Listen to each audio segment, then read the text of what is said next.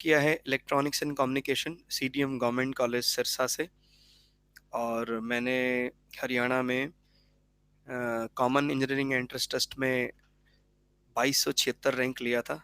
तब मुझे government college में एडमिशन मिला था। और मुझे टीचिंग में 12 साल हो गए हैं। और मैंने डिफेंस के करीब करीब सभी फॉर्मेट्स में पढ़ाया है, सीडीएस, एनडीए, एपकैट। इसके अलावा मैंने एसएससी के लिए भी जनरल साइंस पढ़ाया है। टीचिंग में भी मैंने एचटेट सीटेट जो फॉर्मेट्स है वहाँ साइंस पढ़ाया है। और मुझे बहुत खुशी है इस बात की कि मैंने सोशल एक्टिविटीज़ के लिए भी काफ़ी काम किया है। तो मुझे माई जी ओ वी मेरी सरकार .in में स्पेशल इनविटेशन प्रोग्राम में प्राइम मिनिस्टर की मौजूदगी में 2 बार प्रोग्राम अटेंड करने का मौका मिला है नई दिल्ली में। तो इसके अलावा मैं WWF के लिए भी काम करता हूँ, वर्ल्ड वाइल्ड लाइफ फंड, जो एक इंटरनेशनल सोसाइटी है लाइक रेड क्रॉस। उसमें हम एनिमल्स के लिए भी, तो उसका आपका फ़ायदा ये होगा कि जो मेरा जो एक्सपीरियंस है वो मैं आपको ईवीएस में भी शेयर करूँगा। ईवीएस में लाइव एग्जांपल हम दे सकेंगे। ये कोई प्रॉफिट के लिए काम नहीं करता, लाइक जैसे रेड क्रॉस है इसी तरह से वर्ल्ड वाइल्ड लाइफ फंड। इसका क्वेश्चन भी पूछा जा सकता है कि WWF का इंटरनेशनल हेडक्वार्टर कहाँ पर है? स्विट्जरलैंड में है। और इंडिया में लोधी रोड पे दिल्ली में लोग काम करते हैं। ठीक है, हम आगे बढ़ते हैं। Yes, physical properties of matter, पदार्थ के भौतिक गुण। तो पदार्थ में अलग अलग प्रकार के पदार्थ होते हैं। पदार्थ को अगर हम देखें तो सॉलिड, लिक्विड, गैस, इस प्रकार से मैटर को हम बांटते हैं। मुख्यतः इसकी 3 अवस्थाएं हैं। हालांकि इसमें और भी अवस्थाएं बांटी जा सकती है, लेकिन हम मुख्यतः 3 अवस्थाएं मानते हैं इसमें। सॉलिड आप जानते हैं जिसका डेफिनेट शेप है, डेफिनेट वॉल्यूम है। और लिक्विड होगा, उसका जो शेप है वो तो डेफिनेट नहीं होगा, लेकिन जो उसका वॉल्यूम यानी आयतन, आयतन यानी जो जगह घेरता है वो तो उतनी घेरेगा। ऐसा नहीं है कि 2 लीटर दूध लेना है तो भैंस का लेंगे तो ज़्यादा जगह लेगा, बकरी का लेंगे तो कम जगह लेगा। 2 लीटर है तो 2 ही लीटर, उसको जगह उतना ही चाहिए। और गैस का ना तो डेफिनेट शेप है ना डेफिनेट वॉल्यूम है। या आपने पढ़ा होगा LPG cylinder, liquid petroleum gas का जो सिलेंडर है, अगर हम सिलेंडर नॉर्मल प्रेशर पर भरते जिसमें वो गैसेस स्टेट में रहता, आप इमेजिन कर सकते हैं कितना बड़ा होता सिलेंडर। ट्रैक्टर ट्रॉली में बड़े आराम से अभी 100 सिलेंडर आ जाते हैं। लेकिन अगर हम नॉर्मल प्रेशर पर भरते, वो गैसेस स्टेट में अगर वो रहता, तो एक ट्रॉली में बड़ी मुश्किल से 2 सिलेंडर आते। आप इमेजिन करके देखें।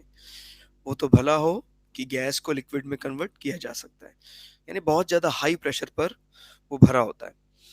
तो उन्हीं में हमने आज जो मैटर में स्पेशली हम अभी तो सॉलिड के बारे में, आगे चल के फिर फ्लूइड के बारे में डिस्कस करने वाले हैं। फ्लूइड का मतलब लिक्विड प्लस गैस बोथ। और सॉलिड में तो फिर जिसका डेफिनेट शेप है, डेफिनेट वॉल्यूम है। तो इसमें यहाँ जो पहली चीज है मैंने मेंशन की है इलास्टिसिटी। एक प्रॉपर्टी है इलास्टिसिटी, इलास्टिक। कहता है the property of matter by which matter regain its original shape after removal of applied force. आप किसी पर भी अगर फोर्स अप्लाई करते हैं विद इन इलास्टिक लिमिट, और वो उसको दोबारा से, मतलब जब आप फोर्स हटाते हैं, रिमूव करते हैं, वापस अगर उसी स्टेट में ले आते हैं, वो प्रॉपर्टी है, तो उसको इलास्टिसिटी कहते हैं। उस मटेरियल को इलास्टिक मटेरियल कहा जाता है। हिंदी में इसको आप लचीलापन अपने देशी शब्द में कहते हैं। बाकी इसका जो टेक्निकल शब्द कहा जा सकता है, मतलब हिंदी का जो तकनीकी शब्द है, वो प्रत्यास्था कहा जाता है। इसमें एक चीज मैंने मेंशन की है कि steel is more elastic than rubber. थोड़ा सा ये चीज परेशान करती है। इनफैक्ट स्टील नहीं, stainless steel, stainless steel is more elastic than rubber within elastic limit. तो इसमें जो इलास्टिक लिमिट वाली बात है, इसमें ये चीज है कि आप जब कभी भी रबड़ पर फोर्स अप्लाई करते हैं तो आपको ऐसा लगता है कि शायद वापस आ गया एज इट इज। ऐसा नहीं, रबड़ डिफॉर्म हो रहा है और ज्यादा लंबे समय तक वो अपनी इलास्टिसिटी मेंटेन नहीं कर पाएगा। उसका इलास्टिक लिमिट भी काफी कम है। उसके मुकाबले स्टेनलेस स्टील अपनी जो इलास्टिसिटी है उसको सालों साल मेंटेन कर सकता है। मिसाल के तौर पर अगर आप कभी हरिद्वार गए हो तो राम झूला, लक्ष्मण झूला सुना होगा। इनमें जो लगे हैं वायर्स, ये स्टेनलेस स्टील के हैं और लगभग वही 100 साल के आसपास हो गया, लेकिन इनका इलास्टिसिटी में कोई भी मतलब कमजोरी नहीं आई है। अगर इसके बगैर ये रबड़ का होता अब तक तो ये ब्रिटल हो चुका होता, कठोर हो चुका होता, और कठोर होने पर ये आपको पता है चटक जाता, टूट जाता। तो stainless steel is more elastic than rubber. इसमें आपको थोड़ा थोड़ा वो सेकंड लॉ ऑफ मोशन वाला कुछ याद आ रहा होगा कि हम स्टेनलेस स्टील का इस्तेमाल क्यों करते हैं कंस्ट्रक्शन में। जापान ने अपने आप को कैसे बचा रखा है, उसने इलास्टिसिटी के दम पर बचा रखा है। या यही कहें, बिल्डिंग के नीचे जापान आपको पता है टेक्टोनिक प्लेट्स के केंद्र में है, और अगर वो नींव में मिट्टी के बजाय कंक्रीट भरेगा तभी वो टेक्टोनिक प्लेट के केंद्र में भी बचा रहेगा। यानी जब जमीन हिलती भी है तभी भी वो उसकी इलास्टिसिटी प्रॉपर्टी का इस्तेमाल करता है, और हिलने के उस कंपन को वो जो कंक्रीट है वो अब्जॉर्ब कर लेता है और बिल्डिंग को टूटने से बचा लेता है। या ये कहें, बिल्डिंग में अगर हम स्टेनलेस स्टील का इस्तेमाल करेंगे और स्टेनलेस स्टील में इलास्टिसिटी होगी तो वो इलास्टिसिटी उसको क्रैक नहीं होने देगा। तो ध्यान रखना है, जापान जिसने बुलेट ट्रेन पर महारत हासिल की है, आप इमेजिन सोच के देखें, मतलब एक ऐसी कंट्री जहां औसतन डेली का एक भूकंप आता ही आता है, ऐसी कंट्री भी बुलेट ट्रेन चलाता है और उसका एवरेज डिले साल का 1 मिनट है। आप कल्पना कर सकते हैं 1 मिनट डिले। इसका मतलब यह है कि वो अपनी ट्रेनों को भूकंप आ गया है किसी दिन तभी भी ज्यादा से ज्यादा 5-7 मिनट लेट करेगा, बाकी वो ऑन टाइम चलती है। तो बहुत बड़ी बात है 1 मिनट। भारत में अच्छी से अच्छी गाड़ियों की भी जो औसतन डिले है वो करीबन 1.5 से 2.25 घंटे है। अच्छी गाड़ियों की बात बता रहा हूँ आपको, शताब्दी और राजधानी की गाड़ियों की। तो इसमें इस मामले में अभी हम थोड़े से कम एक्यूरेट हैं, और स्टूडेंट से भी यही आशा है कि जो भी स्टूडेंट पंक्चुअल हैं टाइम के, अगर 9 बोला है तो 9 बजे, तो वो लोग जल्दी ही अपने लक्ष्य को हासिल कर लेंगे। लेकिन अगर इसमें थोड़े अभी कमजोर हैं तो थोड़ा सा समय लगेगा। तो सभी से यही रिक्वेस्ट है कि हमें इस एक्यूरेसी को जापान से सीखना चाहिए। तो steel is more elastic than rubber within elastic limit. और इसमें एक लॉ है, हुक्स लॉ। एक हुक साइंटिस्ट है, उन्होंने ये बताया था कि stress is directly proportional to strain. एक वो ग्राफ बनता था कि अगर स्ट्रेस और स्ट्रेन के बीच में ग्राफ बनता था तो ये डायरेक्टली होता था, लेकिन वो इलास्टिक लिमिट के बाद फिर वो आखिरी पॉइंट पर वो अपना इसका ब्रेकेज पॉइंट आ जाता था। यानी एक पहले तो वो इलास्टिक लिमिट खो देगा अपने, यानी इलास्टिक प्रॉपर्टी खो देगा, और उसके बाद फिर वो टूट जाएगा। तो कह रहे हैं कि ये जो इसकी ये लॉ है, हुक्स लॉ, ये कब तक वैरी होगा, जब तक लीनियरली चल रहा है ये ही हुक्स लॉ चलेगा। माने अगर यहाँ मान ले स्ट्रेस है और ये मान ले स्ट्रेन है, तो जब तक लीनियर चलेगा तो हुक्स लॉ वैलिड होगा, इसके बाद फिर ये हुक्स लॉ वैलिड नहीं होगा। तो इसमें जब कांस्टेंट आता है वो होता है modulus of elasticity. This is modulus of elasticity. और जो स्ट्रेन होता है, strain is change in dimension upon original dimension. इसका इसलिए कोई यूनिट नहीं होता। जैसे अगर लेंथ है तो change in length upon original length, volume है तो change in volume upon original volume. तो स्ट्रेन इज यूनिटलेस क्वांटिटी। तो हमें जब कभी भी मॉडुलस ऑफ इलास्टिसिटी का यूनिट कहेगा तो वो वही यूनिट होगा जो स्ट्रेस का होगा। And stress is what, force per unit area. बल नीचे क्षेत्रफल आएगा तो वो स्ट्रेस आ जाएगा। तो कहता है Hooke's law is valid in linear part of stress strain curve, वो मैंने आपको बता दिया था। और एसआई यूनिट इज जो मॉडुलस ऑफ इलास्टिसिटी है, जिसको प्रतिबल या प्रत्यास्था का मापांक कहते हैं, उसका जो यूनिट है वो है न्यूटन पर मीटर स्क्वायर, या पास्कल भी कहा जा सकता है, क्योंकि पास्कल स्ट्रेस का यूनिट है। और सीजीएस यूनिट क्या है? सीजीएस यूनिट है dyne per centimetre square. CGS एक छोटा यूनिट है। C is for centimetre, G is for gram, and S is for second. And dimensional formula ध्यान रखना है, जो डायमेंशनल फार्मूला हमें बताया जाता है, डायमेंशनल फार्मूला ये फंडामेंटल में ही ड्राइव किया जा सकता है, यानी 7 यूनिट्स में ड्राइव किया जा सकता है। तो जैसे एम एल टी इस तरह से 7 हैं। तो कह रहा है कि अगर हम इसका डायमेंशनल फार्मूला निकालना चाहे तो हम न्यूटन है फोर्स, वो होता है mlt minus M L T minus 2। ये है फोर्स का यानी न्यूटन। अपॉन में आता है एम स्क्वायर। एम स्क्वायर यानी ये होगा मीटर है, लेंथ रिप्रेजेंट करता है। तो जिसको हम कैंसिल आउट करेंगे तो क्या बचेगा, M L minus one T minus two. तो ये किसका डायमेंशनल फॉर्मूला हुआ, ये डायमेंशनल फॉर्मूला हुआ modulus of elasticity as well as stress. ध्यान रखना है स्ट्रेन का कोई यूनिट नहीं है, इसीलिए उसका कोई डायमेंशन भी नहीं होगा। अगर हम आगे बढ़े, स्ट्रेस एंड प्रेशर। स्ट्रेस और प्रेशर का दोस्तों यूनिट या ये कहें इनका डेफिनेशन एक ही जैसा है। स्ट्रेस इज फॉर, यहाँ मैंने मेंशन भी किया है, stress is for solids and pressure is for fluids. Hindi में कहें तो जो दाब होता है वो किसके लिए होता है, तरल के लिए होता है। ध्यान रखना फ्लूइड का मतलब उसमें लिक्विड भी शामिल होगा, उसमें गैस भी शामिल होगा, विच कैन इजिली फ्लो। पानी भी बह सकता है और गैस भी बह सकती है, तो दोनों का ही क्या कहा जाएगा, प्रेशर। पानी का भी प्रेशर, गैस का भी प्रेशर। लेकिन कोई सॉलिड सरफेस है, उस पर जब कभी हम फोर्स लगाते हैं तो उसको कहते हैं कि एट दैट पर्टिकुलर एरिया उस पर क्या लगेगा, स्ट्रेस लगेगा। तो ये बात याद रखनी है कि force acting on a unit surface area is called stress as well as pressure. दोनों का ही डेफिनेशन सेम ही है, लेकिन एक है सॉलिड के लिए और एक है फ्लूइड के लिए। नेक्स्ट है इसमें हम देखिए, हम कोई चीज को सिर्फ एक लाइन समझकर नहीं समझ सकते।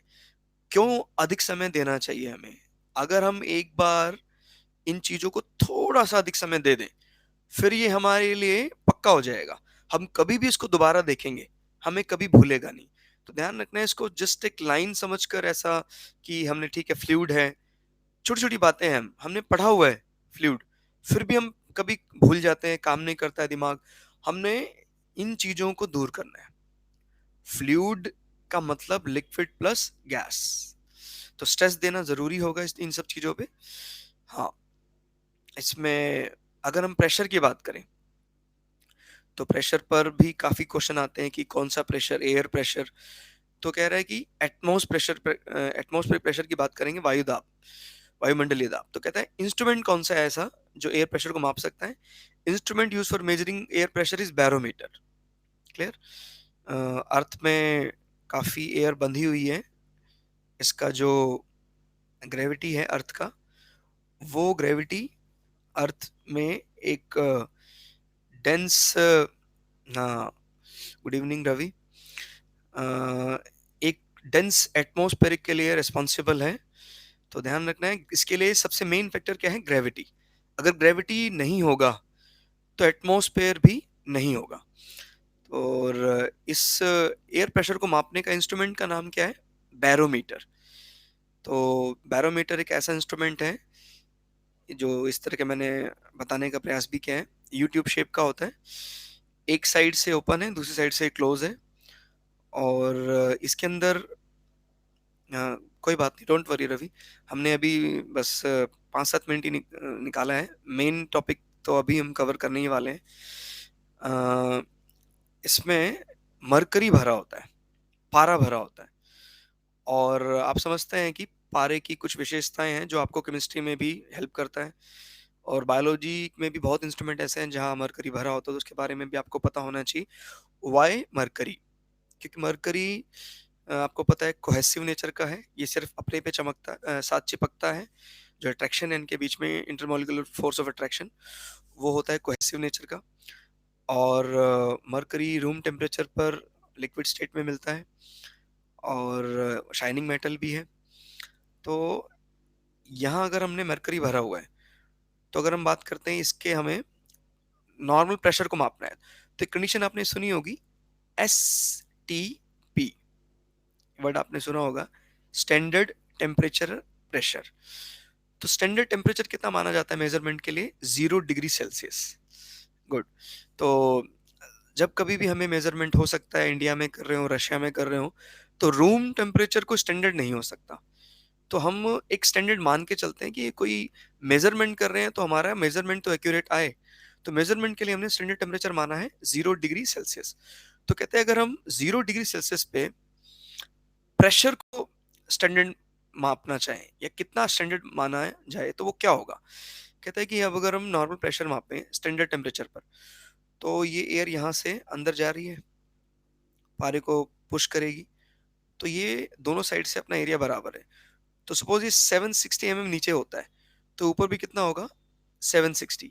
तो कहता है जब हवाएं नॉर्मल हो और जहां बैरोमीटर रखा है वहां का टेम्परेचर भी हमने स्टैंडर्ड किया हुआ है, तो ये कितना उठेगा 760 तो ये हमारा स्टैंडर्ड प्रेशर है। तो ध्यान रखना है कभी भी आपको कहे कि स्टैंडर्ड प्रेशर कितना होता है, 1 ATM pressure is 1 bar and 1 bar is 760 millimetre, 760 और ये एक टोर के नाम से भी जाना जाता है। कभी आपको कहे torr is the unit of air pressure, and अगर भी इसको एसआई यूनिट में कहें तो यस गुड। तो इसमें इसमें आगे जो लिखा है आपने 1.01325, तो कई जगह इस फिगर को लिख देते हैं इंटू 10⁵, और कई जगह हम इसको नहीं भी लिखते हैं, तो क्योंकि अप्रोक्सीमेटली उसको कई जगह 1 मान लेते हैं। तो आप इस चीज को ध्यान रख सकते हैं 10⁵ पास्कल। अगर ऑप्शन में 1.01 इंटू 10⁵ लिखा है वो भी करेक्ट है, तो 10⁵ पास्कल। तो ये हमारा एसआई कभी कहे 1 एटमॉस्फेरिक प्रेशर में अगर पूछता है वो एसआई सिस्टम में बताओ उसको, तो वो आप बता सकते हैं 10⁵ पास्कल, या अगर आप एग्जैक्ट नंबर की बात करें तो आप ये वाला एग्जैक्ट नंबर होगा। इसमें हम आगे बढ़े तो यस, बैरोमीटर्स रीडिंग, इसके बारे में क्वेश्चन आते हैं कि जो बैरोमीटर हमें रीडिंग शो करता है वो किस प्रकार से क्या क्या चीज बताता है, हमें वार्निंग दे रहा है क्या होने वाला है। तो इसमें कहता है जो मरकरी भरा हुआ है ये कई ढंग से अलग अलग बर्ताव करता है। तो इसमें बैरोमीटर्स रीडिंग, बैरोमीटर का मान कह रहा है कि स्लो फॉल इन मरकरी, कि जो अभी हमने बैरोमीटर पीछे दिखाया था, अगर उसके अंदर पारा धीरे धीरे, ध्यान रखना है किस साइड से गिर रहा है, अगर हम यहां देखें तो पारा अगर ये इस साइड पे यहां यहां तक था पहले, अगर ये यहां से नीचे आने लग जाए, इसका सीधा मतलब क्या होगा, हमारे एनवायरनमेंट में जो एयर है वो धीरे धीरे कम हो रहा है। कम हो रहा तो एयर जा कहाँ रहा है, एयर गर्म होकर कहाँ जा रहा है, ऊपर जा रहा है। तो जो ये प्रेशर लग रहा था वो कम हो गया। कई बार गलती लगती है कि कहीं हम समझते हैं ये वाला लेवल तो नहीं मापना, नहीं, मेजरिंग स्केल हमारा ये वाला है। तो अगर पारा यहाँ से कम प्रेशर लगाएगा तो ये धीरे धीरे ऊपर की तरफ आने लग जाएगा, इस कारण से ये नीचे जाएगा। तो जो स्लो फॉल इन मरकरी है, वो स्लो फॉल इन मरकरी क्या रिप्रेजेंट करता है, वो रेन फॉल रिप्रेजेंट करता है, वर्षा का संकेत मिल रहा है कि कभी भी हमारे एरिया में वेदर फोरकास्ट में ये मिलता है कि रेनफॉल होने वाला है। या आजकल तो मोबाइल फोन पे भी ऐप है, उसमें बिना बैरोमीटर के वो बता देता है सीधा सीधा कि आपके एरिया में कल प्रेशर था 750 आज प्रेशर है 740 तो इस तरह से अगर तेजी से 2-3 दिन में आप देख रहे हैं कि ये बदलाव हो रहा है, और जैसे कल परसों ऐसे ऐसे गिरता जा रहा है गिरता जा रहा है, अगर तेजी से है तो कुछ और मीनिंग होगा, धीमे धीमे हो रहा है तो कुछ और मीनिंग होगा। तो तेजी से है तो ये सडन फॉल होगा, और धीरे धीरे है तो स्लो फॉल होगा। तो स्लो फॉल इन मरकरी में हवाएं हमारे एरिया में आ रही हैं, और जब हमारे एरिया में हवाएं धीरे धीरे आ रही हैं, धीरे धीरे आ रही हैं, तो आपको इसका मीनिंग समझ में आ रहा होगा कि अगर इंडिया में मानसून साउथ वेस्ट साइड से आता है, तो अगर ये मानसून आ रहा है, इसका मतलब क्या है, अपने एरिया में अगर प्रेशर लो है और यहाँ पर इंडियन ओशियन में प्रेशर हाई है, तभी हवाएं अपनी तरफ आएंगी। तो ध्यान देना है कि जब कभी भी हवाएं धीरे धीरे आएंगी तो ये अच्छा संकेत है रेनफॉल के लिए, वर्षा होने वाली है। और भारत का तो बहुत कहते हैं जीडीपी ही भारत का मानसून पे डिपेंड करता है। जिस साल बरसात अच्छी होती है तो किसानों को फसल अच्छी मिलती है, और सेल परचेजिंग अच्छी होती है, स्कूल कॉलेज में एडमिशन ज़्यादा होते हैं, बहुत बड़ी बात है। तो हम मानसून पे डिपेंड करते हैं, और ये मानसून हमें बैरोमीटर छोटे से इंस्ट्रूमेंट से काफ़ी बढ़िया फोरकास्ट करने में मदद करता है। हालांकि इसमें सैटेलाइट इमेजेस भी काम करती हैं, बट फिर भी ये बैरोमीटर का इम्पोर्टेंस को कम नहीं आंका जा सकता। सडन कभी भी फॉल होगा मरकरी का, तो ये संकेत है कि वो हवाएं अपने एरिया में तेजी से बढ़ी चली आ रही हैं, और अगर हवाएं तेजी से बढ़ी चली आएंगी तो क्या होने वाला है, आंधी तूफान आने वाला है। और इसमें कहता है कि स्लो राइज इन मरकरी, अगर अपने एरिया में हवाएं मतलब यहीं रह रही हैं, जैसे अगर हम बैरोमीटर में देखें, हवाएं ठंडी हो जाए, काफी दिनों से बरसात हो रही है या मौसम में अब थोड़ी सी ठंडक आ गई है, तो हवाएं यहीं रहेंगी और ज्यादा नीचे आ जाएंगी। भारी होकर हवा नीचे जाती है और गर्म होकर हवा ऊपर उठती है। तो अगर हवा नीचे आ रही है तो बैरोमीटर पर और ज्यादा प्रेशर एग्जर्ट करेगी, और प्रेशर एग्जर्ट करेगी तो ये धीरे धीरे ऊपर जाने लग जाएगा। तो कहता है अगर स्लो राइज इन मरकरी हो रहा है, ध्यान ध्यान रखना है, स्लो राइज इन मरकरी, तो ये किस बात का संकेत होगा? स्लो राइज इन मरकरी ये संकेत होगा क्लियर वेदर, मौसम साफ, बरसात हो चुकी है, और अपने एरिया से जो बादल हैं वो कहीं और चले जाएंगे, छट जाएंगे यानी बादल। तो ध्यान रखना है कि जब कभी भी स्लो राइज इन मरकरी की बात होती है तो वो क्लियर वेदर को रिप्रेजेंट करता है। एक होता है अनसर्टेन वेदर, अनिश्चित मौसम। अनसर्टेन वेदर का मतलब ये है कि हम डेफिनेटली कुछ नहीं कह सकते। ये तब होता है जब मरकरी सडनली राइज कर जाता है, मतलब अपने एरिया में प्रेशर अगर ज़्यादा हो गया है, यानी मौसम ठंडा हो गया है, पड़ोस में मौसम उसके मुकाबले काफ़ी गर्म हो रहा है, तो ये भी संभावना है कि कुछ ना हो, बादल चुपचाप चले जाएं, यानी बादल छट गए। लेकिन ये भी हो सकता है जाने से पहले वहां पर तूफान आ जाए, और वहां जाने से पहले बरसात भी हो जाए। तो ये अनसर्टेन वेदर तब होता है जब सडन राइज इन मरकरी होता है। ध्यान रखना है, लेकिन ये राइज टेम्परेचर से नहीं हो रहा है, क्योंकि हमने माना है कि वो एसटीपी कंडीशन में है, या ये कहें स्टैंडर्ड टेम्परेचर में है। प्रेशर तो माप ही रहे हैं हम, लेकिन टेम्परेचर शुड बी कांस्टेंट। जैसे थर्मामीटर है, थर्मामीटर जब कभी भी आपको पूछेगा तो क्या चीज कांस्टेंट रखनी है हमें? प्रेशर। और जब कभी भी बैरोमीटर में प्रेशर मापेंगे तो क्या चीज कांस्टेंट रखनी है हमें? टेम्परेचर। तो ये कुछ एक बातें हैं। मैं तो रवि यही आपको समझाना चाह रहा हूँ, छोटी छोटी बातें ही इनफैक्ट ज्यादा जरूरी हैं। बड़ी बड़ी बातें सबको पता है, सबको आती हैं। ये जो बीच बीच में छोटी छोटी बातें आ रही हैं, आप यकीन करो, जिस दिन आपको ये पकड़ में आने लग जाएंगी, आपको, जैसे आपने लास्ट क्लास में बताया था, ये आप बहुत नज़दीक हैं, तो आप विक्ट्री के नज़दीक हैं।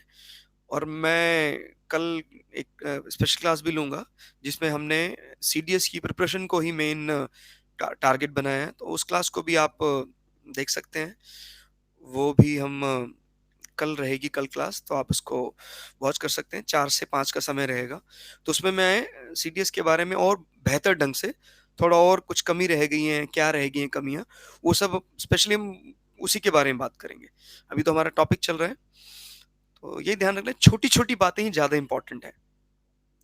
हाँ, इसमें अब बात आ रही है change in atmospheric pressure, change in air pressure. तो रवि आप तैयार हो जाना, क्योंकि अब ये क्लास करने के बाद इतना कॉन्फिडेंट हो जाना है कि इसमें टाइम है 4 to 5, 4 to 5 PM इवनिंग में रहेगी क्लास।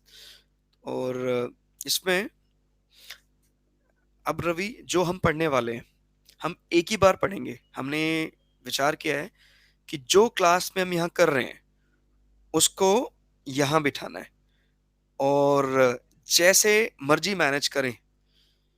और जहाँ तक डिफेंस वाले हैं, उनके लिए वर्ड कोई नया नहीं है, जैसे मर्जी। तो ये हमें करना ही है, किसी भी कीमत पर करना है। और जहां तक बात जैसे मर्जी की है, मैं वैसे ही नहीं बोल रहा हूँ, ये मेरा काम है, मैं आपका ध्यान यहाँ लगा के रहूंगा। अब मैं आपको कोई भी चेंज इन एयर प्रेशर की बात पूछूंगा, हम आखिरी के 5 मिनट रिवीजन भी करेंगे, तब आपको मुझे बताना होगा कि हमने क्या क्या पढ़ा। क्लियर? तो आप रेडी रहना। कहता है कि माउंटेन में समर में, कहता है कि माउंटेन में समर में नोज ब्लीडिंग होता है अगर, तो इसका रीजन आपको क्या लिखना है? ज़्यादा पहाड़ी पर जाते हैं तो आपको पता है मेडिकली अनफिट माना जाता है जिन लोगों को ब्लड प्रेशर। ग्रेट, बहुत बढ़िया रवि, हमारी शुभकामनाएं आपके साथ हैं। एंड नोज ब्लीडिंग की अगर बात करते हैं तो पहाड़ी पर जैसे जैसे जाते जाएंगे तो आपको पता है जो एयर प्रेशर है वो घटता जाएगा। और अगर हमको पहले से ही प्रेशर ज़्यादा है, स्पेशली वो लोग जिनको हाई ब्लड प्रेशर है, और आज हमारा खान पान जो स्पेशली पेपर में अगर पूछता है किसके बी जो मरीज ज़्यादा है, बीपी हाई है BP low, high blood pressure के मरीज ज़्यादा है, क्योंकि हमारे भोजन में एसिडिक चीज़ें ज़्यादा हो गई हैं। आपने पढ़ा ही होगा, सुना होगा एड में, ये दिल मांगे मोर, ठंडा मतलब कोका कोला। एक बार को सुनने को तो बहुत अच्छा लगता है, लेकिन ये ज़्यादा इस्तेमाल करने से हमारा ब्लड प्रेशर बढ़ सकता है। और जिन लोगों को पहले ही बीपी हाई है, उन लोगों को अगर हम ये सब चीज़ें देंगे तो नाक से खून गिरना ही गिरना है। क्लियर? तो कह रहे हैं कि ऊपर जाने पर ऐसा क्यों हो जाता है? क्योंकि ऊपर प्रेशर, इसको अगर हम एक बैलून वाले एग्जांपल से समझें, जैसे मैंने यहाँ लिखा है, ये इस एक एग्जांपल से काफ़ी कुछ समझ में आ जाएगा। जैसे बैलून है, इसको आप अपनी बॉडी से कंपेयर करके देखना। आपके बॉडी के अंदर भी एक पंप है जिसका नाम हार्ट, और ये भी प्रेशर लगा रहा है बैलून। उड़ने वाले गुब्बारे में कौन सी गैस भरते हैं? उड़ने वाले गुब्बारे में, गुड, हीलियम गैस भरते हैं। तो ये उड़ने वाले गुब्बारे को जब हम यहाँ से छोड़ते हैं तो भी क्या है, नीचे जब ये है तो बाहर वाला प्रेशर ज़्यादा है। सेम इस चीज़ को आप बॉडी पर भी लगा सकते हैं, और अंदर वाला प्रेशर कम है। मतलब अभी अगर देखें तो मेरी बॉडी का अंदर वाला प्रेशर कम है, बाहर वाला ज़्यादा है। जैसे जैसे बॉडी को ऊपर लेकर जा रहे हैं वैसे वैसे हो क्या रहा है, ये जो बाहर वाला प्रेशर है, ये बाहर वाला प्रेशर होता जा रहा है कम। तो बाहर वाले प्रेशर को हम कम करते जा रहे हैं, और एक स्टेज ऐसी आएगी कि बाहर वाला प्रेशर तो हो जाएगा कम और अंदर वाला प्रेशर हो जाएगा ज़्यादा।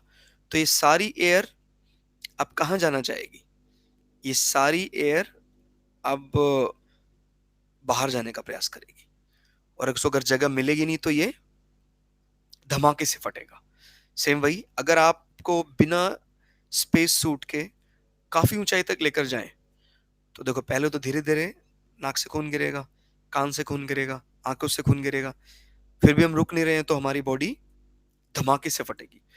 यानी अगर हम वैक्यूम में बॉडी को ओपन कर दें, ऑक्सीजन दे दें, उससे कोई फर्क नहीं पड़ता, क्योंकि हमारा प्रेशर वैक्यूम में इनफाइनेटली लार्ज हो जाता है, बहुत ज्यादा लार्ज हो जाता है, और हमारी बॉडी धमाके से फटती है।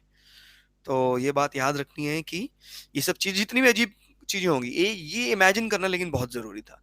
रवि, हम टाइम क्यों लेते हैं? कल भी आपने ये चीज कही थी कि आप टाइम दे रहे हैं। सर, टाइम इसलिए दे रहे हैं ना ताकि बार बार ना देना पड़े, और ये आपस में रिलेट करने वाली चीजें, जिसका फिजिक्स डेप्थ पकड़ लेगा, जो फिजिक्स की डेप्थ, वो यकीन करें केमिस्ट्री भी पकड़ लेगा। और आप देख ही रहे हैं बायोलॉजी भी आ रहा है साथ साथ।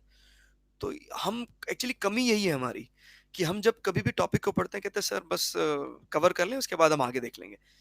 लेकिन अगर ये वाली बात समझ में आ जाए ना कि ब्लड प्रेशर कहाँ बन रहा है, एसिड खाया, you should be always complete.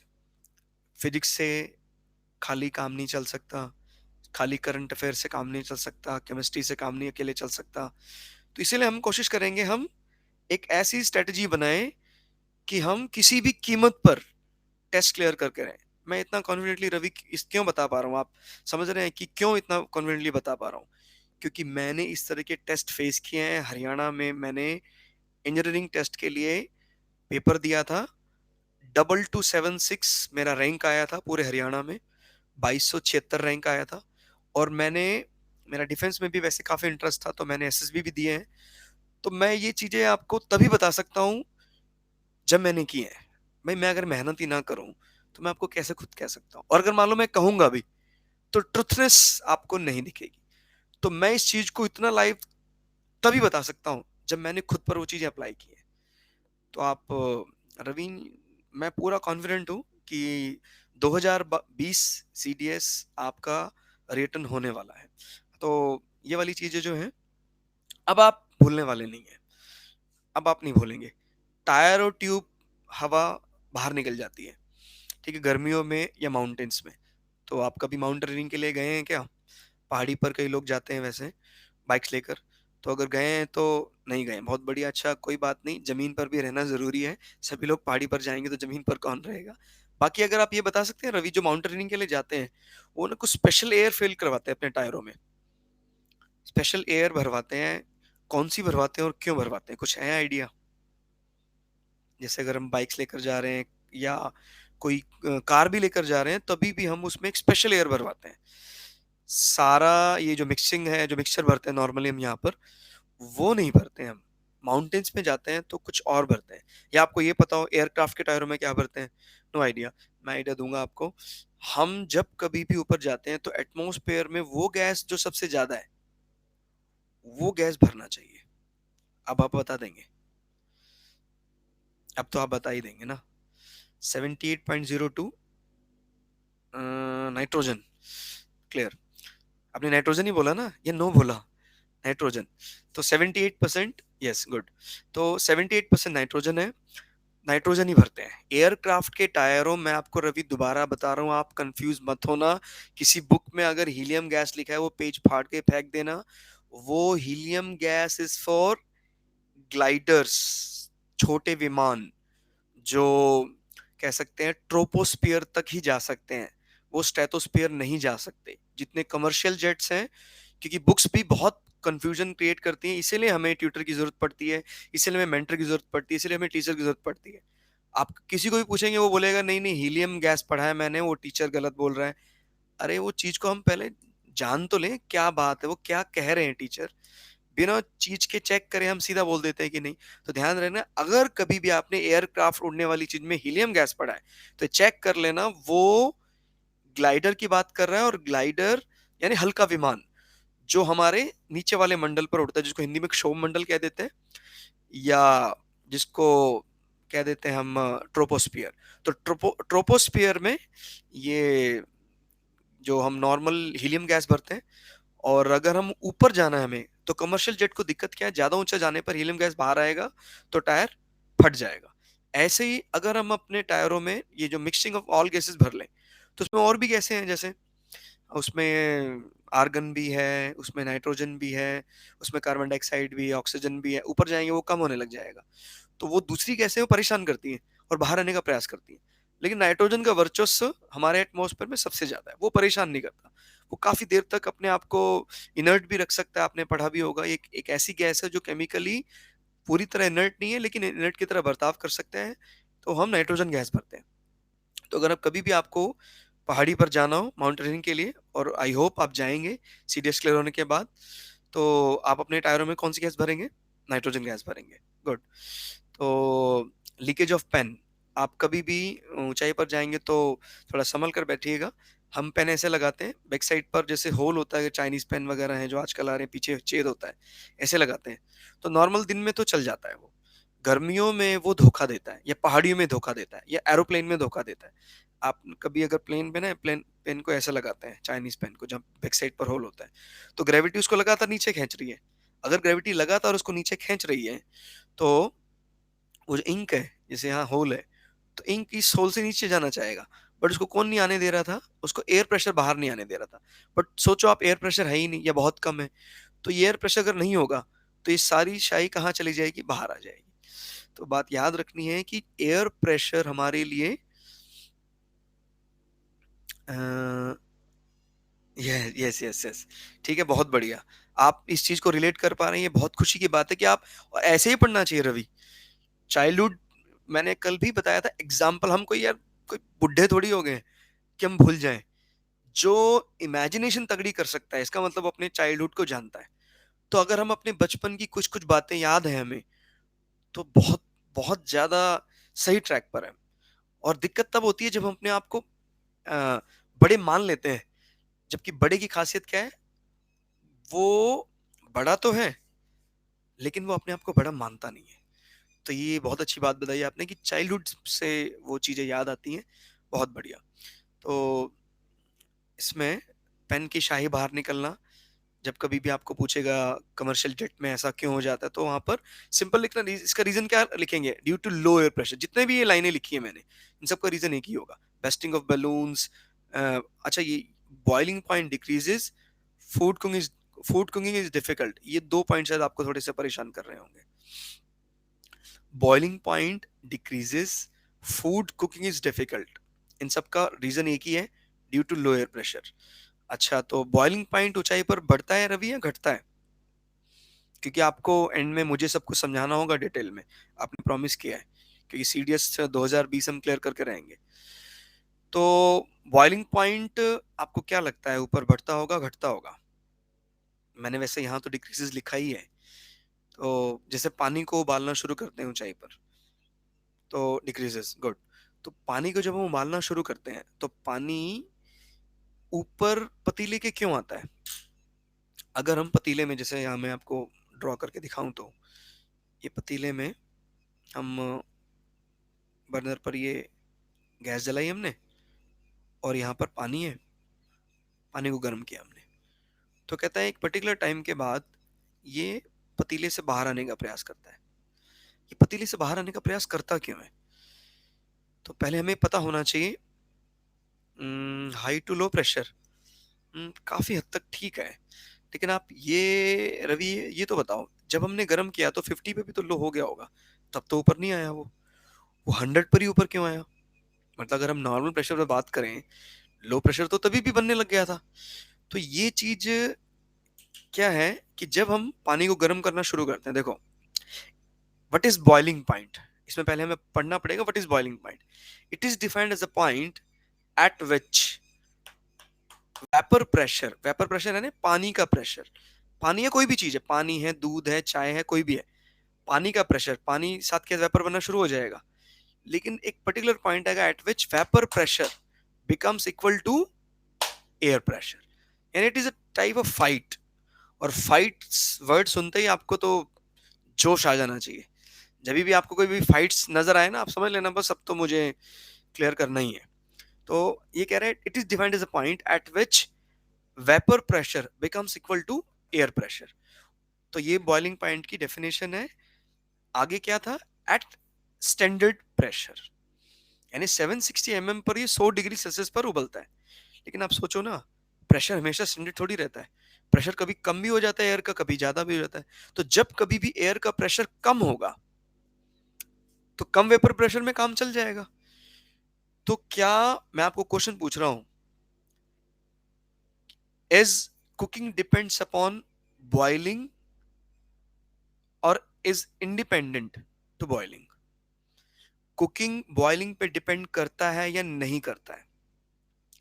क्या पकने का उबलने से कोई लेना देना है? क्या उबलना हमें फेवर करता है या हमारे अगेंस्ट काम करता है कुकिंग के केस में?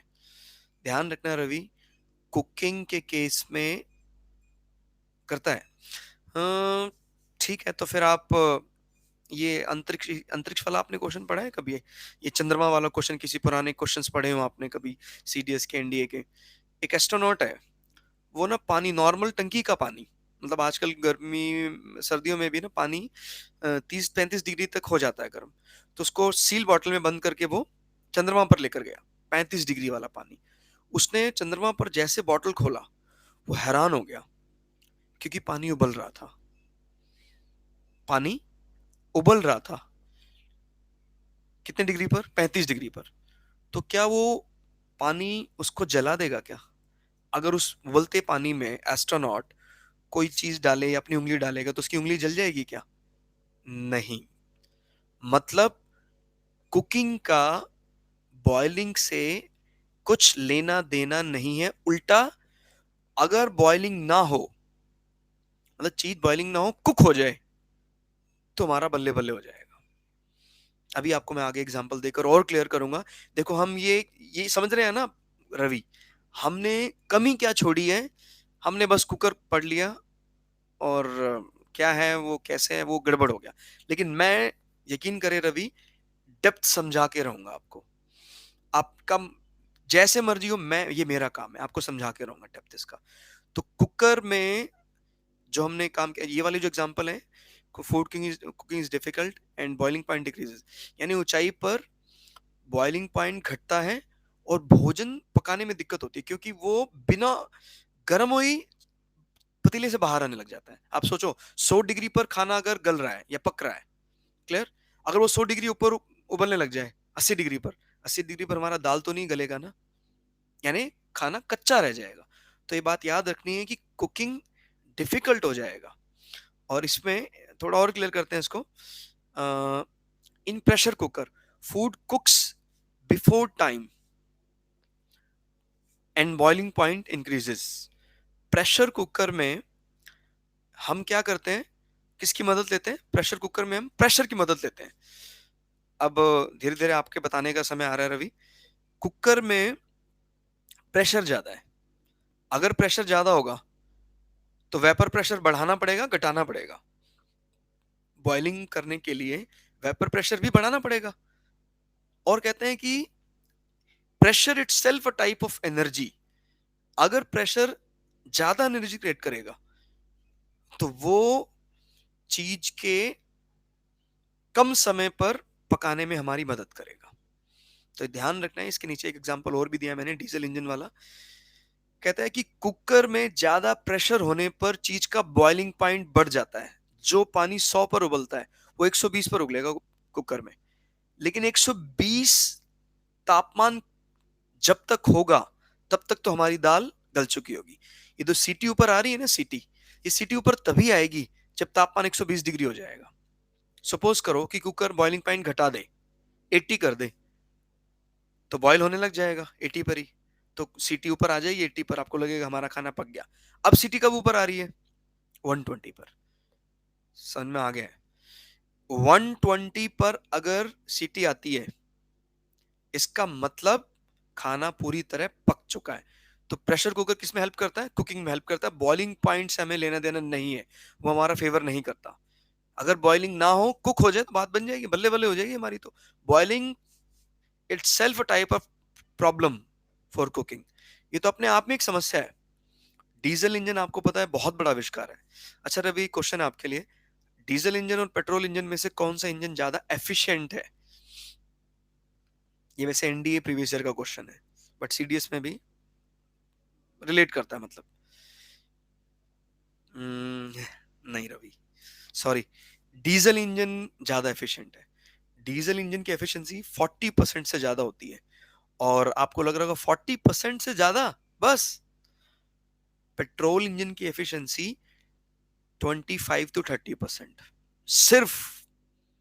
आप मतलब ये सोचकर हैरान हो रहे होंगे ये क्या हो गया, इतना अच्छा फ्यूल पेट्रोल सिर्फ 30%, और डीजल भी कोई ज्यादा नहीं है।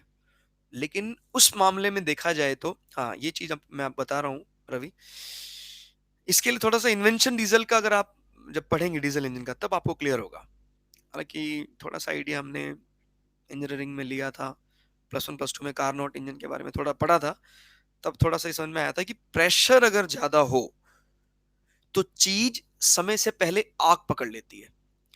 तो ये रडोल्फ डीजल एक साइंटिस्ट थे, और आपको पता है जर्मनी और इंग्लैंड के बीच में शुरू से 36 का आंकड़ा रहा है। तो जर्मनी में स्टार्टिंग में, जब स्टार्टिंग से मतलब इन दोनों कंट्री में कोल्ड वार टाइप का चलता था, तो पेट्रोल के एक बार सप्लाई रास्ते बंद कर दिए इंग्लैंड ने। ये फर्स्ट वर्ल्ड वार से पहले की बात है। तो वहां के एक मतलब वैज्ञानिक था रडोल्फ डीजल, उसने ये काम किया कि हम क्यों ना घटिया चीज से गाड़ी चलने का प्रयास करें। देखो, बढ़िया चीज से गाड़ी तो कोई भी चला सकता है, पेट्रोल जलने वाला है कोई भी जला सकता है, उसका इग्निशन पॉइंट बहुत कम होता है। मजा तो तब है ना जब आप घटिया से गाड़ी चला कर दिखाएं। क्लियर है? आप समझ रहे हैं? चिड़िया से बाज को लड़ाने में ही मजा है। बाज से बाज को लड़ा दिया तो आपने किया क्या? वो तो बराबरी का मुकाबला है। आपने 100 की फोर्स से 1000 को लड़ाया तो मजा मजेदार है। तो ध्यान रखना, डीजल इंजन में वो काम होता है। और ये काम किसने किया है? It is compression engine. जब हम एयर को बहुत ही ज्यादा कंप्रेस कर देते हैं तो फिर हमें ज्यादा टेम्परेचर बढ़ाने की जरूरत नहीं होती, बिकॉज फ्यूल का इग्निशन पॉइंट काफी काफी कम हो जाता है। क्लियर है ना? तो ध्यान है ना, डीजल इंजन में मदद कौन कर रहा है? Pressure, same like pressure cooker. तो कुकर वाली स्ट्रेटेजी डीजल इंजन में काम कर रही है। तो डीजल इंजन की एफिशिएंसी कमाल की है। पेट्रोल इंजन में हमें इतने ज़्यादा प्रेशर की ज़रूरत ही नहीं है, क्योंकि उसका इग्निशन पॉइंट पहले ही कम होता है। तो डीजल इंजन ज़्यादा बड़ा आविष्कार माना जाता है, हालांकि फ्यूल अच्छा पेट्रोल माना जाता है। तो ध्यान रखना है इसमें। कुकर में भोजन जल्दी पकना। अच्छा, stand at proper distance from highly speed vehicles. नहीं रवि, एफिशिएंसी तो है ज़्यादा, लेकिन जो इनके एशेस बनते हैं ना डीजल के जलने के बाद, एफिशिएंसी तो नो डाउट ज़्यादा है, लेकिन जो इससे एशेस बनते हैं वो एनवायरनमेंट में ज़्यादा पोल्यूशन क्रिएट करते हैं। इस कारण से हम पेट्रोल को चुनते हैं, पेट्रोल कार को चुनते हैं। लेकिन अभी आपने खाली एफिशिएंसी की अगर बात करेगा आपको एग्जाम में, तो फिर आपको डीजल इंजन को लिखना है। लेकिन अगर वो यूज़ की बात करेगा तो फिर वो कुछ अलग हो जाएगा। तो इसमें हमें ये चीज़ देखनी होती है कई बार कि जो उसके बाय प्रोडक्ट बन रहे हैं वो मतलब इसमें जो एशेस वगैरह बनते हैं डीजल में, वो हमारे लिए ज़्यादा होते हैं, ज़्यादा नुकसानदेह होते हैं। और पेट्रोल में बाय प्रोडक्ट बहुत कम बनते हैं, नुकसानदेह नहीं होते हैं। तो उस ढंग से हम पेट्रोल कार पे ज़्यादा डिपेंड कर रहे हैं अभी। और आपने दिल्ली एनसीआर वगैरह में सुना भी होगा, डीजल कार को ज़्यादा सुपरविजन में रखा जाता है। बार बार बोलते हैं डीजल इंजन हम सुपरविजन करेंगे जल्दी। हाँ, गैस कार भी ठीक है, एफिशिएंट है, लेकिन उन दोनों के मुकाबले में बात कर रहा था। गैस कार तो सबसे ज़्यादा एफिशिएंट है। जो सीएनजी चल रहा है वो तो बहुत बढ़िया एफिशिएंट है वो तो। बट ये है ना, सारा का सारा फ्यूल तो है वो हम मीथेन पे नहीं चला सकते ना। मीथेन का भी तो स्टॉक लिमिटेड होगा, क्योंकि पोल्यूशन का मतलब होता है कि किसी भी एक चीज को अगर हम एक लेवल से एक्सीड कर दें तो वो उसका पोल्यूशन बन जाएगा। पहले हम कहते थे भाई सब कुछ सीएनजी में कर दे, तो धीरे धीरे सीएनजी कर रहे हैं, लेकिन आपने देखा सीएनजी भी अब मैक्सिमम हो जाएगा तो पोल्यूशन बढ़ा देगा मीथेन का। हाँ, लेकिन ये इसमें तो कोई दो राय नहीं है कि CNG as compare to petrol और डीजल पोल्यूशन कम करता है, बट उसके भी कई लिमिट्स आपको पता है। हम्म, हाँ बिल्कुल सही है एकदम। हाँ, उस केरोसिन से होता है। बाकी आपने अगर थोड़ा जानकारी ली हो, need is the mother of invention. ISRO ने केरोसिन यानी ऑयल गैस से ये सैटेलाइट क्रायोजेनिक इंजन चलाने का वादा किया है, और वो जल्दी, आपको पता है इसरो अपना वादा निभाता है, वो पूरा करके रहेगा। जैसे अभी डीजल इंजन की बात बता रहा था ना आपको, डीजल है तो घटिया फ्यूल, ऐसे केरोसिन है तो घटिया फ्यूल, लेकिन इससे जो ऑयल गैस बनाई जाती है उस ऑयल गैस की मदद से ये इसरो वाले क्रायोजेनिक इंजन में हाइड्रोजन और लिक्विड हाइड्रोजन और लिक्विड ऑक्सीजन को रिप्लेस करने वाले हैं निकट भविष्य में। तो सून हमें कोई गुड न्यूज़ मिलने वाली है इसरो की तरफ से। तो ये चीजें हैं, ये बदलती रहती है, need is the mother of invention. लेकिन फिलहाल अगर करंट सिनेरियो की बात करें तो एफिशिएंसी की अगर बात करता है आपको एग्जाम में, डीजल इंजन की एफिशिएंसी 40% को रीच करता है। और डीजल लेकिन पोल्यूशन ज्यादा क्रिएट करता है वैसे। और स्टैंड एट प्रॉपर, अभी हम थोड़ा आगे चल रहे हैं क्योंकि हमें समय पर भी बाध्यता है रवि, और उसके बाद आपको भी बताना है। Stand at proper distance from highly speed vehicles. कोई भी बुलेट ट्रेन है या कोई भी शताब्दी है, जन शताब्दी है, प्लेटफॉर्म पर आप गए होंगे तो वो एक येलो लाइन होती है, येलो लाइन के पीछे खड़े होना चाहिए। कारण क्या है, जब ट्रेन एक बार निकलती है तो ट्रेन निकल रही है तो हवा को पहले तो पीछे की तरफ धकेलती है। तो उसके जो दोनों साइड पर, हाँ दोनों साइड पर, इस साइड उस साइड, दोनों साइड पर फ्रिक्शन से हवाएं गर्म होकर कहाँ चली जाती हैं, ऊपर। समझ में आ रहा है ना? ट्रेन निकल रही है, इसके दोनों साइड पर, इस साइड प्रेशर से हवाएं गर्म होकर कहाँ निकल गई, ऊपर। क्योंकि आपको पता है हवा या कोई भी चीज गर्म होकर हल्की होती है, कहाँ चली जाती है, थोड़ा सा ऊपर। तो इसकी जो साइड के थोड़ा दूर वाली हवाएं ये ठंडी है, ये इसका स्थान लेने के लिए इसके नजदीक जाता है झटके से। और अगर आप ट्रेन के काफी नजदीक खड़े हैं तो वो आप पर भी एक पुश लगाता है और आपको ट्रेन से धक्का दे देता है। तो कभी आपको एग्जाम में आएगा ऐसा क्यों होता है, due to low pressure area. वाहनों के आसपास लो प्रेशर एरिया बना रहता है। तो हमें कभी भी ट्रेन की भी बात करें या कार हैं, आपस में कार के बीच में एक उचित दूरी होनी चाहिए। माइकल शुमाकर बनने की कोशिश नहीं करनी चाहिए। माइकल शुमाकर यानी, पता है ना रवि, माइकल शुमाकर यानी फॉर्मूला वन वर्ल्ड चैंपियन। इस समय तो दुर्भाग्य से वो कोमा में है। तो F1 रेसिंग ट्रैक भारत में कहाँ है? F1 रेसिंग ट्रैक भारत में एक ही जगह पर है, वो है इंटरनेशनल बुद्धा सर्किट ये ग्रेटर नोएडा में है। तो F1 रेसिंग कार का वर्ल्ड चैंपियन रहा है माइकल शूमाकर। तो हमें कभी भी माइकल शूमाकर भारत की सड़कों में तो बिल्कुल भी नहीं बनना, और अगर गैप कम हो तो फिर तो पूरी कोशिश करने की स्पीड को कम से कम रखा जाए, क्योंकि अगर आप दोनों कारों एक दूसरे से निकालते हैं नजदीक से तो उनके बीच में लो प्रेशर एरिया क्रिएट होता है, तो दोनों गाड़ियां एक दूसरे के नजदीक आने का प्रयास करती हैं और टक्कर हो जाती है। तो ऐसे कोई भी बात, हमारे नजदीक से कोई रोड की बस निकलती है, हमारी बाइक हिल जाती है, इसका कारण क्या है? Due to low pressure area. हाँ, तो ये वाला एक क्वेश्चन और है, मैंने मेंशन किया, change in sea breeze and land breeze in day night. तो आपने इस चीज को शायद प्रैक्टिकली भी फील किया हो, अगर आप बीचेस के आसपास रहे हैं, कभी गए हैं, या पढ़ा तो होगा ये कॉन्सेप्ट आपने। सी ब्रिज जो चलता है ये मॉर्निंग टाइम चलता है, समुद्री हवाएं। और लैंड ब्रिज, हाँ वो रवि, बिल्कुल बिल्कुल, बर्नौलिस थ्योरम की एग्जैक्ट जानकारी मैं आपको नेक्स्ट क्लास में दूंगा। बर्नौलिस थ्योरम को अभी मैं आज वैसे कवर नहीं कर रहा हूँ। बर्नौलिस थ्योरम और पास्कल्स लॉ के लिए मैंने स्पेशल क्लास दी है। हाँ, आपको उसके लिए निश्चिंत रहना। तो ये जब बात करते हैं सीख में, जो क्या है, पानी जल्दी गर्म हो जाता है, सॉरी सॉरी, लैंड जल्दी गर्म हो जाता है, जल्दी ठंडा हो जाता है। तो सुबह का वही 9-10 बजे का समय है, तो 9-10 बजे के समय में जो अपना लैंड एरिया है ये गर्म हो गया। अगर गर्म हो गया तो हवाएं ऊपर जा चली गई हैं, तो इसकी जगह लेने के लिए हवाएं चलती है हाई टू लो। तो ये सी से लैंड की तरफ चलती है, क्योंकि इसका ओरिजिन सी है, तो इसको बोलते हैं सी ब्रिज, समुद्री हवाएं। और शाम होते होते ये केस बदल जाता है। सूरज पूरी मेहनत से पानी को गर्म कर लेता है, और पानी गर्म हो गया, वही 4-5 बजे का समय हो गया, पानी अभी गर्म हुआ ही था, इतनी देर में जमीन ठंडी होने लग जाती है। यानी अब ये ठंडा है, ये गर्म है, तो ये जो लो प्रेशर एरिया है, हवाएं चलेंगी अब हाई टू लो, क्योंकि इसका ओरिजिन लैंड है, तो इनको बोलेंगे लैंड ब्रिज। तो सी ब्रिज और लैंड ब्रिज, इसका कारण भी क्या है? Due to change in air pressure. अच्छा, मैंने एक चीज और मेंशन की है यहाँ पर। ये जो टाइड एब आता है, ज्वार भाटा आता है, इसका कारण हम एयर प्रेशर को नहीं मान सकते। इसका कारण होता है gravitation force of sun as well as moon. ग्रहण में हमें बड़े बड़े टाइड्स नजर आते हैं। ध्यान रखना है, जब कभी भी टाइड बढ़ेगा यानी ज्वार आएगा, ज्वार का मतलब है ग्रेविटेशन फोर्स ऑफ सन और मून बढ़ रहा है। ये पूर्णिमा में आता है, और अमावस्या में भाटा आता है, यानी लो टाइड हो जाता है, जगह छोड़ देता है। तो इसका भी हमारी लाइफ में बहुत इंपॉर्टेंस है। लेकिन कभी भी आपको पूछेगा ये क्यों आता है, जो टाइडल एनर्जी है ये हम फील करते हैं ज्यादा बड़ी अमावस्या और पूर्णिमा में। इसका कारण है gravitation force of sun as well as moon.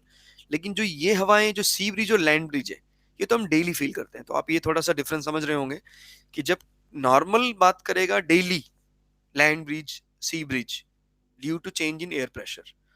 और अगर वो बात कर रहे हैं कि ज्वार भाटा, डिस्टेंस इसमें ऐसा कुछ नहीं है कि डिस्टेंस मिनिमम। हाँ, लेकिन ये जरूर है कि चंद्रमा हमारे काफी नजदीक है, तो उसका इम्पैक्ट ज्यादा पड़ता है। और अच्छा, आप ये कह रहे हैं क्या कितना कवर कर लेता है एरिया, सी एरिया, ओशन एरिया?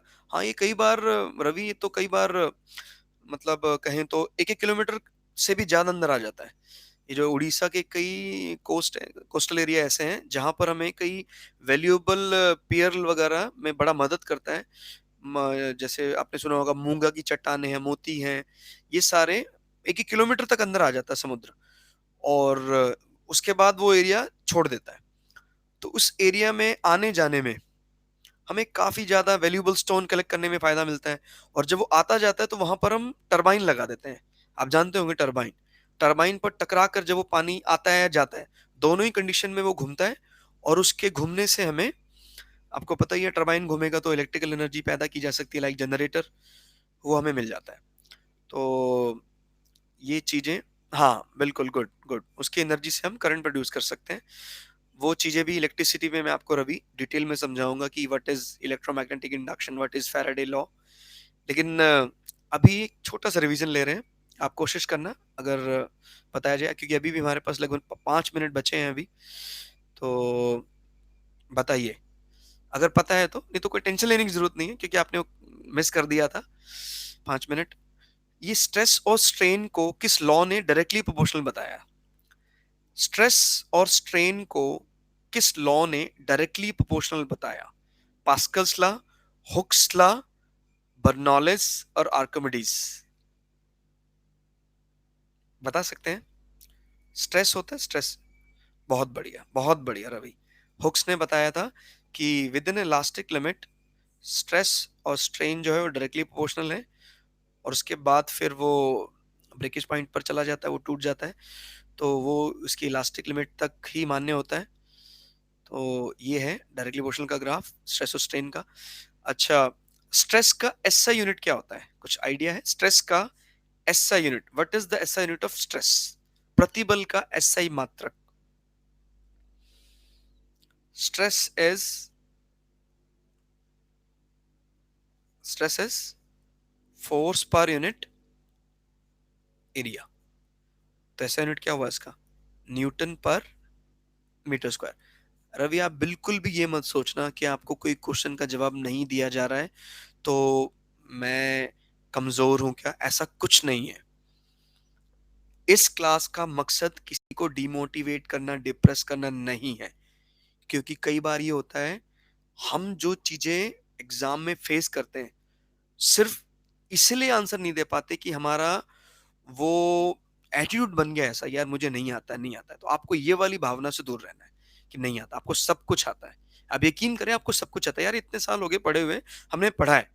लेकिन क्वेश्चन एक देने से तय होगा क्या आपका ज्ञान? ऐसा नहीं है। तो आप बिल्कुल डोंट वरी, ये क्वेश्चन हम अपने आप को प्रिपेयर करने के लिए करते हैं, करना भी चाहिए।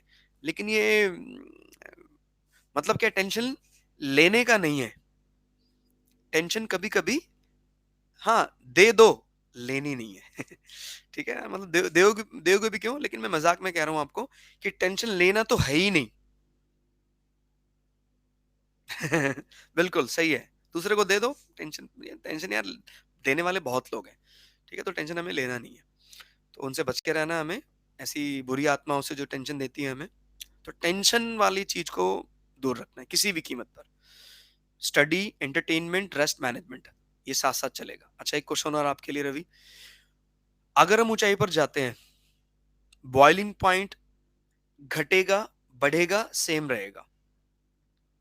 ऊंचाई पर जाते हैं, boiling point decreases, increases, same?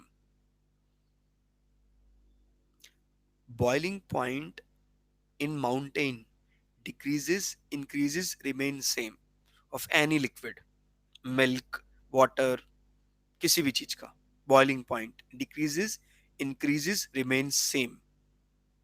Boiling point Ravi, boiling point in mountains, pressure ऊपर कम है ज्यादा है? कम है ना? और अगर प्रेशर कम होगा तो कम में ही काम चल जाएगा ना। तो बॉइलिंग पॉइंट डिक्रीज करेगा ना। ध्यान रखना है, बॉइलिंग पॉइंट डिक्रीज कर रहा है। जैसे आपने केदारनाथ बद्रीनाथ के बारे में सुना है क्या? केदारनाथ, बद्रीनाथ, हेमकुंड साहिब, कुछ तीर्थ हैं ये। हाँ, सिखों के और हिंदुओं के कुछ तीर्थ हैं। तो वहां पर जब लोग नहाने के लिए जाते हैं तो बोलते हैं कि उबलते पानी में देखो नहा रहा है कैसे, भगवान का कमाल है तो हर जगह ही भगवान। लेकिन ये जो कमाल है इसमें साइंस क्या कहता है कि ऊंचाई पर क्योंकि बॉइलिंग पॉइंट घट गया है, इसीलिए वो पानी में, उबलते पानी में स्नान कर सकता है, क्योंकि वो पानी 100 पर नहीं उबल रहा है। अगर हाइट बहुत ज्यादा है तो पॉसिबिलिटी है 65 पर, 60 पर ही उबल गया हो पानी, बट 60 पर इंसान की मौत थोड़ी होगी। तो पानी उबल रहा है 60 पर ही और पानी में वो नहा रहा है, बट 60 पर वो खाना थोड़ी पका लेगा। तो boiling point decreases and कुक्स after time, हमें टाइम ज्यादा लगेगा। तो इसकी थोड़ी सी प्रैक्टिस करेंगे रवि, और आगे जब ये प्रॉपर्टीज ऑफ मैटर वाला चैप्टर पूरा हो जाएगा तो मुझे यकीन है कि आगे चलकर भी पास्कल्स लॉ और बर्नौलिस थ्योरम में इसका काफी एडवांटेज मिलेगा आपको, प्रेशर वाली चीजें वहां भी आएंगी। तो अगर कुछ ऐसी चीज रह भी गई है तो कवर अप कर लेंगे। ठीक है रवि, क्लास को अब हम खत्म कर रहे हैं। स्पेशल क्लास अगर आप लेना चाहें तो कल 4 से 5 ही क्लास रहेगी, बाकी रेगुलर क्लास तो रहेगी 9 से 10। तो आप फॉलो करें, लाइक करें, सब्सक्राइब करें अनअकैडमी में। मैं सनत कुमार वाजपेयी, थैंक यू, धन्यवाद।